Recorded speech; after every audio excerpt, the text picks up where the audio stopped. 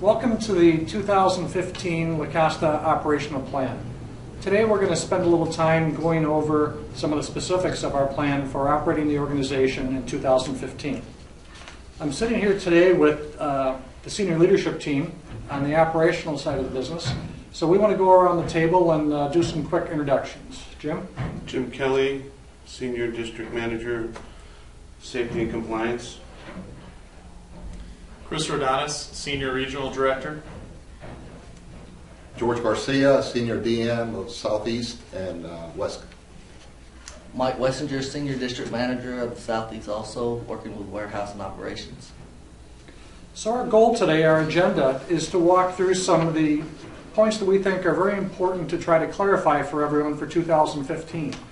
Some of the things we're going to walk through are the organizational chart, our new scorecard that helps direct you to the things that we're looking for operationally.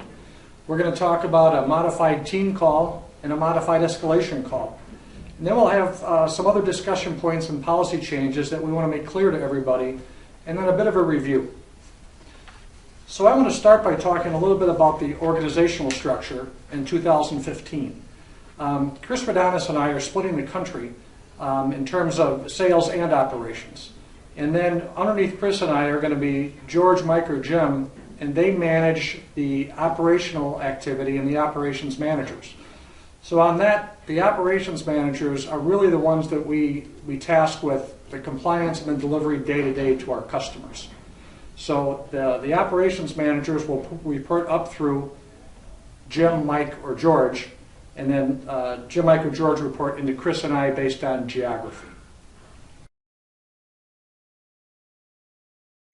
Next to the operational team is the regional directors. The regional directors also report into Rob or I based on geography. The regional directors are counterparts to the district managers, and their main job is sales and business development. They manage accounts and are sought after to manage contracts, customer satisfaction and relationships, and anything else that can go into account management of the business.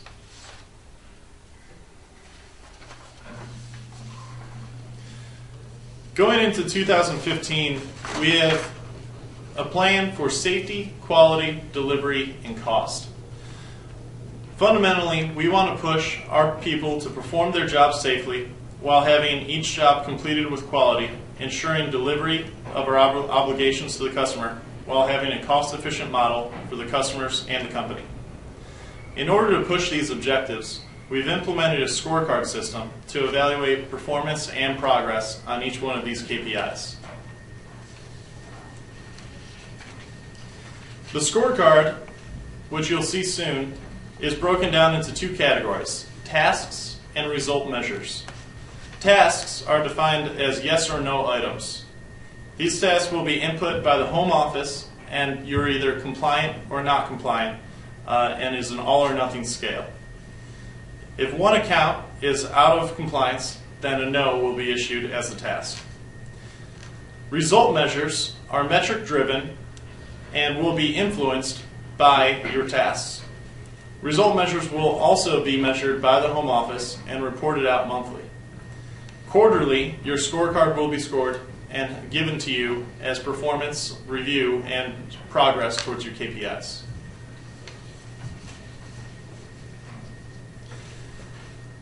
For the scoring of the scorecard, this will be tied to an incentive and a bonus payout for each operations manager.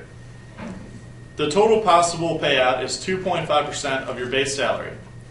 The scoring of the scorecard will be based on each metric involved.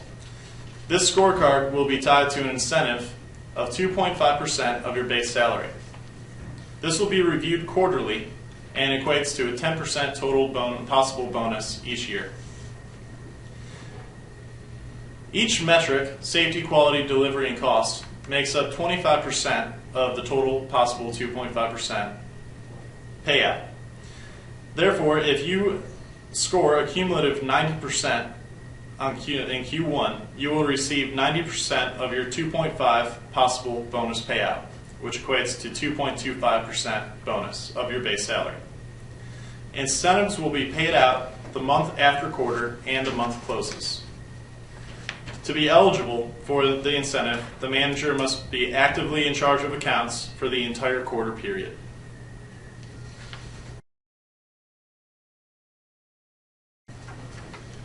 The first tab on the scorecard is the safety tab. It identifies the key performance indicators and some critical measures. Safety coaches identified in each account, BOSs, weekly tabulated, STAs, done daily. Those are daily documents that have to be done by every employee and signed off. Company safety courses completed on your weekly and bi-weekly schedule that's turned into all of us. And then the critical measures, which are recordables, first aid cases, claims, and injuries. And as you can see, we allow for 5 first aid cases per quarter, but no recordables, no lost time injuries, because those would obviously lead to claims. On the second tab is quality. Quality, we will be judged on all cases logged and closed at the accounts within 24 hours of when they were submitted. Cases are for all internal and external service issues. Inspection standards are in place and functional at all accounts. Service call logs, the daily inspection, the closing inspection, and the hotspot inspection. Time and task and visual work instructions on site, and they also must be updated in Salesforce. Work schedules, tasks completed, up to date, on site, and or functional. We will also have point of contact surveys, at-risk alerts, site visits missed, and field training completion. The third tab is delivery. All schedules are accurately logged into schedule alert system with the home office. All the employee schedules pages responded to within 24 hours. 100% participation in recruiting efforts with the home office recruiting program, and a backup plan in place and effective for unexpected absenteeism and accounts. You'll be graded on the result measures of turnover, the percent of total page alerts, average days to fill open recs, and T&M percentage billed versus billable. Okay, under costs, the required tasks include the following. Equipment preventive maintenance program in place at all accounts. So the PM program, you would set this up through TechServe or Tenant, depending on the equipment you have on site. And you can get assistance from your district manager, or you can contact myself if there's no district manager in that region. Management schedule accurate and in place in Salesforce and Teleteam. We just went through this exercise and everyone has their schedule in place. If there's any changes, they have to go through the senior district managers. Efficiency improvement sent through the senior DM 1 per quarter. What that means is if you find any efficiencies in your buildings, for example, you can reduce a couple of hours from an employee and you utilize other equipment like an iChariot or something else to improve efficiency, you can bring that up. You're required to bring one up at least per quarter to senior management. And progressive discipline and terminations logged via Salesforce and followed 100%. What that means is the key part of that is the documentation. Even if an employee quits, no call, no show, you have to log in all the information in Salesforce and make sure it's very detailed. And now the result measures under costs. Under net operating budget, you have to beat your net operating budget by at least 1%. And we will discuss this individually with each of you if you have any questions.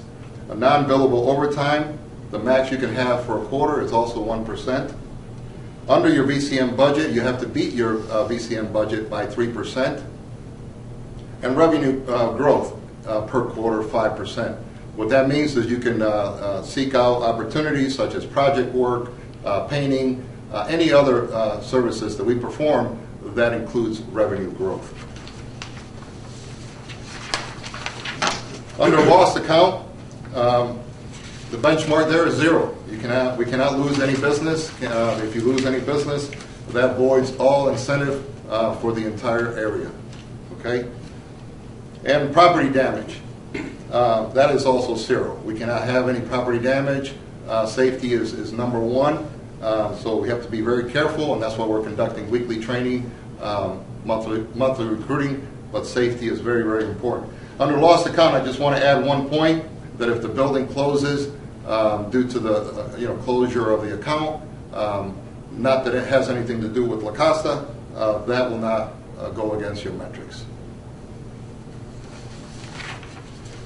In order for this scorecard to work for us and for you, there can be no incomplete areas. Each of you need to think of this as a scoreboard, a showcase to document your hard work and commitment and effort.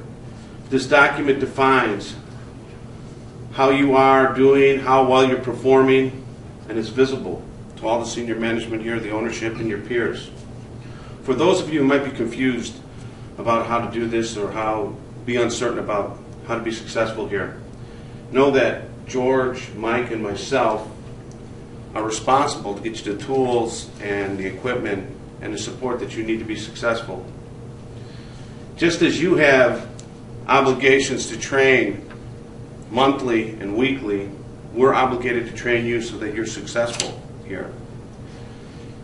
Your incentive is tied to our incentive, so your results are tied to all of ours. So none of us are going to succeed if you don't succeed. So you need to raise your hand to get help here if you need help.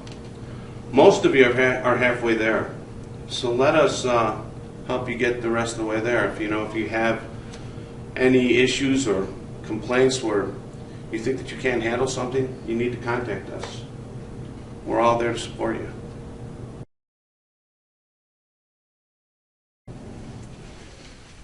As all of you know, we perform team calls in LACOSTA in order to improve communication throughout the organization and deliver the same message to all levels of the organization. These team calls are very valuable to our organization and very valuable to the communication of the entire company. I want to reiterate that throughout these team calls, you have all levels of senior leadership down to the daily delivery, and any issues should be brought up so that any open items can be resolved. Going into 2015 and going forward from here, we are revamping the format and the layout of the team call to improve communication and improve the flow of the call. These calls will be focused on account discussions, recruiting training, open cases, pages and schedules, manager schedules, over and under budget issues, escalated items, and goals for the upcoming week. The RD DM site visits will be reviewed, and then there will also be an open forum section. Also on this slide, you can see the schedule for the team calls to open up any confusion on when other team calls can be.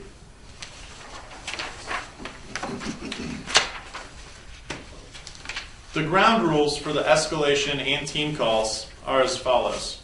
Every call should start and end on time, very punctual. You need to show up prepared for each call that you attend. Showing up prepared does not mean just calling into a call. It means coming with documents ready and answers ready for any questions or any issues that may come up. These should be very fact-based discussions. No fluff or beating around the bush on what an item or obstacle can be. Stick to the facts and bring up any obstacles you are facing or successes that you think you can share with your team and your peers. Commitments that you make on the team calls are to be held to and completed by the next week. Attendance of these team calls are mandatory, as it is a best practice and a standard of LACOSTA. Notes should be documented and stored each week immediately after the call is completed by the DM.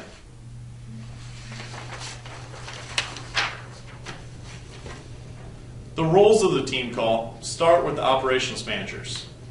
These operations managers, or any operations manager on the call, should review their dashboard key performance indicators, review commitments for the prior week, provide input of each assigned account based on previous week activity, provide positive and negative feedback, and share best practices with the team and their peers.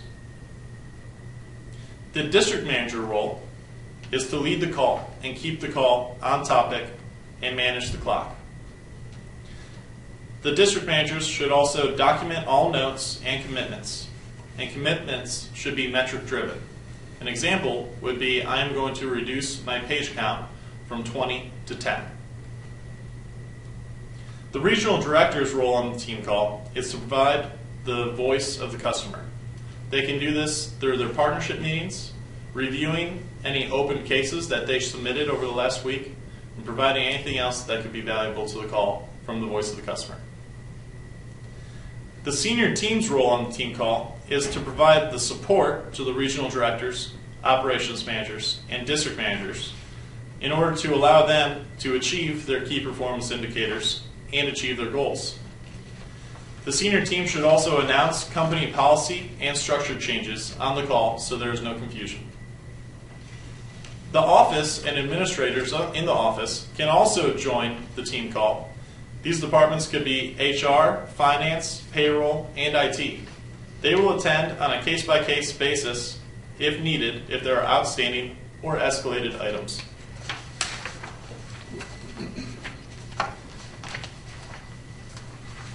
The dashboard is new to the team call and a new best practice. This dashboard will be sent out to you for the prior week before the team calls. This dashboard reviews the key performance indicators we'd like each operations manager to review on the call. As you can see, it goes over cases opened last week, pages sent out last week, open requisitions, untimely terminations, improper terminations, site visits completed, and any over and under budget issues. All of these key performance indicators tie back to your scorecard and the metrics we want you to drive going forward into this year. And the next slide is the escalation call and the team call. They will seem similar and we will discuss the same topics. However, with the escalation, we will target the red flags. Examples of these are, in the team call, we're going to talk about all the open recs. In the escalation call, we're only going to talk about the open recs that are 3 days old. Another example is, in the team call, we're going to talk about all the cases that week. In the escalation, we're only going to talk about the cases that are 2 days old. Another, team call, all the pages total. In the escalation, we're going to talk about all the pages that have not been answered. Under other discussion points, employee paging. Going forward, all employee pages must be responded to. So you will have to go into Salesforce and put down a reason for the employee page. For example, if the employee's late, excuse absence, or no-show. So you will have to document that for every single page. It is extremely important here in the next few weeks that you get your schedules in place and correct for every single employee. If there's been changes in the last month or so, we have to update that and make sure they're accurate. Everything has to be inserted into Salesforce through the Salesforce system. Schedules. Schedule changes must be submitted to the senior district manager. Schedule changes are defined as permanent change to clock in and out and staffing increases or decreases. No changes can be made to the schedule without approval from your senior district manager. Schedule exceptions should be submitted to the office within 24 hours in advance of the occurrence. Schedule exceptions are defined as a temporary change and can revert back to the normal in less than 1 week. For example, if an employee's car breaks down and he has to take the bus for a period of a week or two or whatever, and can't come to work at 7 in the morning, but will be there at 8 in the morning, that's a schedule exception, but you have to enter that in the system. Progressive discipline. All progressive discipline needs to be documented and logged into Salesforce. Staffing vacant positions. Field must submit an open requisition for any vacant position. Even if you have a candidate ready to onboard, you cannot onboard that person until you have submitted an open requisition. You can recruit and source candidates locally. You can guide them. You can even help them with the application process and instruct candidates how to apply online. You can also contact recruiting for any additional support and find candidates that you have referred. Recruiting is able to support the field by completing applications over the phone if the employee has no, or the candidate has no access to a computer. So this is a very valuable tool. In some locations, candidates don't have access to computers, don't have any at home. Typically it takes 5 to 7 minutes where the employee would call the corporate recruiting office and the recruiters would help them over the phone to submit their application. Under other discussion points, manager schedules. All managers must punch in and out of Palatine every day at every site that they visit. So some managers haven't been doing this. You will need your employee number. If you don't have that information, you can contact your senior district manager or corporate office. Schedules logged into Salesforce and approved by your senior district manager.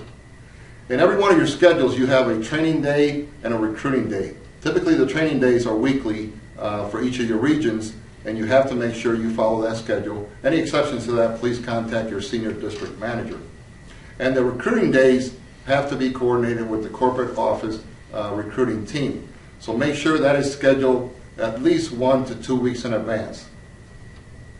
If a schedule change must occur, senior district managers must be notified prior to the change. Inspections. Site visit inspections have been reworked and improved. You will notice when we roll this out to everyone that some of the site visits have been shortened and are more site-specific. For example, medical clinics and schools that were previously not included, you will see some of those questions included in the site visit inspections. You must still complete your hotspot closing and weekly inspections on site. Promotions and advancements. The maximum step-up increase that you can give to any employee is 15%. So what does that mean? If you have, let's say for example, you have a supervisor who's making $12 an hour, and you want to promote an internal candidate who's doing an excellent job. It could be a day porter, it could be an employee at night, it could be a warehouse service employee, and that employee is making $9 an hour.